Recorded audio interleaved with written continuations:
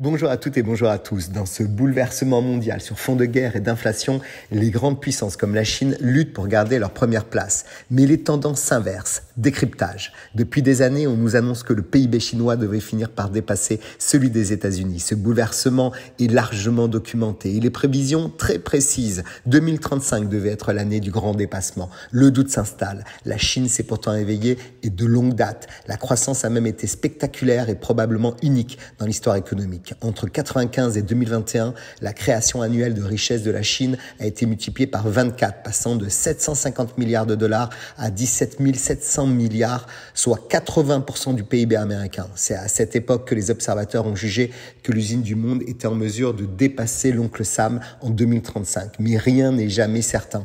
D'abord, l'Amérique, surtout depuis Donald Trump, ne ménage pas ses efforts pour contenir l'expansion chinoise. Cela s'est traduit par des taxes à l'importation vers les États-Unis où une guerre technologique, notamment sur les semi-conducteurs, s'éveille. Et puis s'est ajoutée la crise du Covid. Pékin s'est fait piéger par sa politique du zéro Covid. La croissance chinoise s'est effondrée. À peine 2,2% en 2020, très loin donc des 7 à 10% des 2 dernières décennies. Et même cette année alors que le pays semble sorti de la pandémie, Pékin mise sur une hausse du PIB de 5% au minimum, sans être certain d'y parvenir ni en 2023 ni après.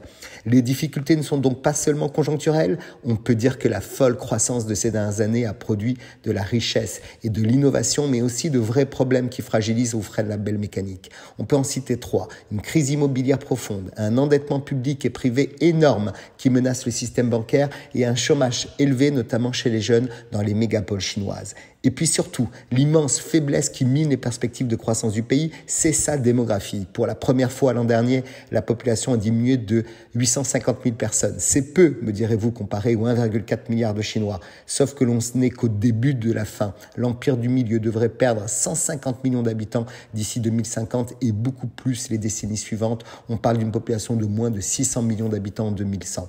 La Chine pourrait devenir un pays vieux avant d'être riche. L'Amérique va donc rester la première puissance mondiale? Rien n'est sûr. Certains prévisionnistes estiment que l'hégémonie de l'Inde devrait prendre un scénario qui s'imposera.